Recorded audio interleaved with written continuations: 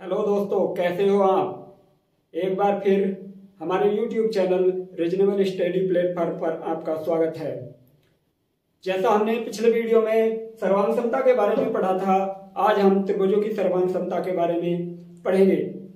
जब दो रेखाएं बराबर हों, उन्हें एक दूसरे पर प्रतिस्थापित करने पर वे सर्वांग सम होती हैं, और उसी प्रकार दो कोण जब समान माप के हों तो उन्हें एक दूसरे पर प्रतिस्थापित करने पर वह एक दूसरे को पूर्ण रूप से ढक लेते हैं, तो वे सर्वांग सम कहलाते हैं। अब हम यही सर्वांग समता की परिकल्पना त्रिभुज के लिए करेंगे। हम दो त्रिभुजों को एक दूसरे को पर प्रतिस्थापित कर देखते हैं। अगर वे एक दूसरे को पूर्ण रूप से ढक लेते हैं तो वह सर्वांग सम कहलाएंगे। जैसे यहाँ मेरे पास दो त्रिभुज हैं और इन दोनों त्रिभुजों को एक दूसरे को पर प्रतिस्थापित या अध्यारोपित कर देखते हैं तो ये एक दूसरे को पूर्ण रूप से ढक लेते हैं। जैसे ये व्हाइट वाला त्रिभुज ब्लू वाले को पूरी तरह से ढक रहा है और ब्लू वाला त्रिभुज व्हाइट वाले को पूरी तरह से ढक रहा है। तो जब ये एक दूसरे को पूरी तरह से ढक लेते हैं तो ऐसी स्थिति में हम यह कहेंगे कि ये दोनों त्रिभुज सर्वांग सम हैं। अब यहां दो त्रिभुज हैं। अगर एबीसी त्रिभुज XYZ को पूरी तरह से ढक लेता है तो हम ये कहेंगे कि त्रिभुज एबीसी सर्वांग सम त्रिभुज XYZ को, और इसे इस प्रकार लिखेंगे त्रिभुज ABC, यहां सर्वांग सम का चिन्ह लगाएंगे, त्रिभुज XYZ। अब यहां हम इनके संगत कोण, संगत भुजाएं और संगत शीर्ष के बारे में जानते हैं कि किसी भी त्रिभुज में जो त्रिभुज हमें सर्वांग सम दिए गए हैं तो उनमें संगत शीर्ष, संगत भुजाएं और संगत कोण कौन कौन से होंगे। दी गई है कि त्रिभुज एबीसी समरूप त्रिभुज QRP। तो जिस तरह से नाम दिए जाते हैं उसी प्रकार इनके संगत होंगे, संगत शीर्ष उसी प्रकार होंगे। तो संगत शीर्ष ए के संगत शीर्ष होगा हमारा Q, बी के संगत शीर्ष होगा R और C के संगत शीर्ष होगा P। यहां संगत भुजाएं, संगत भुजा,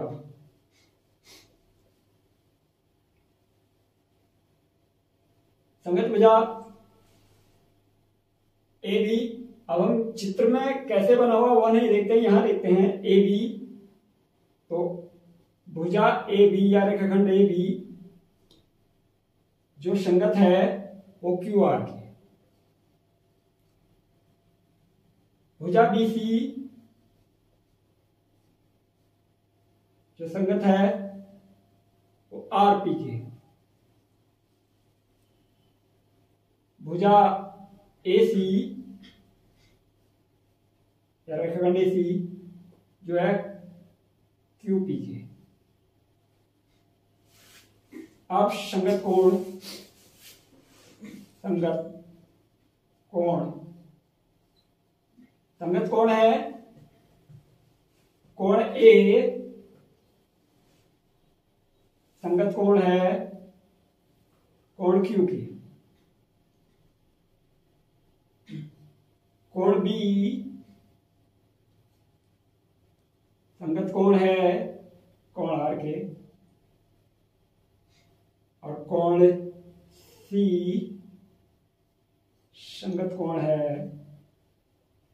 कोण P के।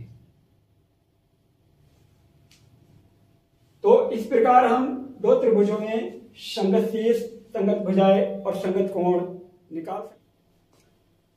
अब हम कुछ एग्जाम्पल्स के माध्यम से यह समझने की कोशिश करेंगे कि दो त्रिभुजों के संगत शीर्ष, संगत भुजाएं और संगत कोण क्या होते हैं। अब हम देखते हैं कि हमने पिछली वीडियो और इस वीडियो में क्या क्या सीखा है। हमारे पास प्रश्नावली से संबंधित कुछ प्रश्न है। पहला प्रश्न है, दो रेखाखंड सर्वांसम हैं यदि। तो दो रेखाखंड सर्वांसम होते हैं जब उनकी लंबाई बराबर हो। तो दो रेखाखंड सर्वांसम है यदि वह बराबर हो, वे बराबर हैं, इसमें ये आएगा। दूसरा है, दो सर्वांसम कोणों में एक की माप 50 अंश है तो दूसरे कोण की माप क्या है। जैसा बताया गया था कि दो कोण सर्वांसम तभी होंगे जब उनकी माप बराबर होगी।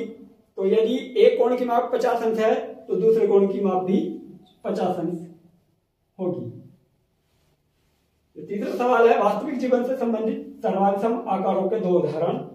तो ऐसी वस्तुएं जो सर्वांसम होती हैं वो वास्तविक जीवन से संबंधित कौन कौन सी हैं। जैसे कि बिस्किट, एक ही पैकेट के बिस्किट, एक ही पैकेट के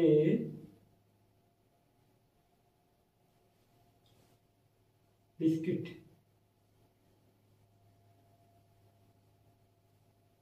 और एक ही कंपनी के ब्लेड, एक ही कंपनी के ब्लेड।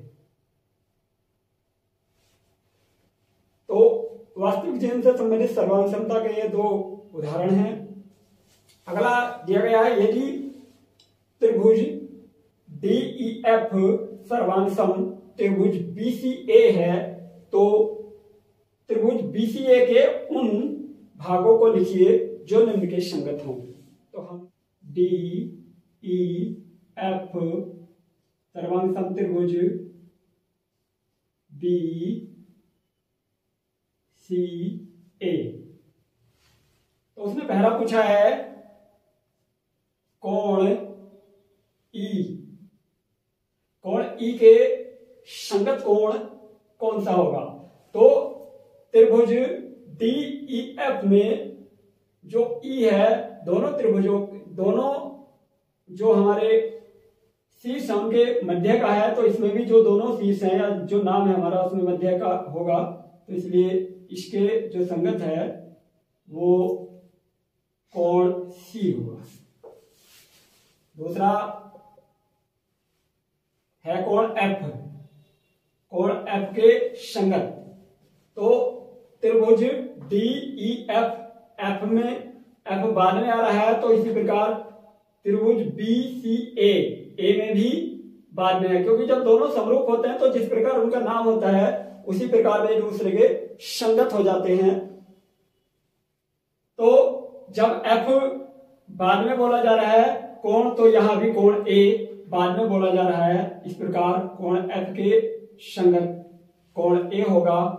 अगला है रेखाखंड EF। तो रेखाखंड EF, यहां रेखाखंड EF त्रिभुज के नाम के अंत में है, तो यहां भी त्रिभुज के नाम के अंत में जो रेखाखंड है वह उसका संगत होगा, जैसे CA, या ऐसा हम AC भी कह सकते हैं। अगला है DF, रेखाखंड DF के संगत। तो रेखाखंड DF, यहां त्रिभुज DEF में जो DF है वो हमारा D शुरू में है, F अंत में है। इसी प्रकार यहां B और A एक दूसरे के संगत होंगे, VA रेखाखंड। तो जो प्रश्नावली थी उससे संबंधित हमारे जितने प्रश्न हैं वो पूर्ण हो चुके हैं, और हम आशा करते हैं आपको यह टॉपिक बहुत अच्छा लगा होगा, और आपने अगर इससे कुछ सीखा तो हमारा वीडियो ज्यादा से ज्यादा लाइक और सब्सक्राइब कीजिए। और अगर आपकी फिर भी कोई क्वेरी है तो आप हमें कमेंट बॉक्स में कमेंट कीजिए, हम उसका पूरा समाधान करने की कोशिश करेंगे। धन्यवाद।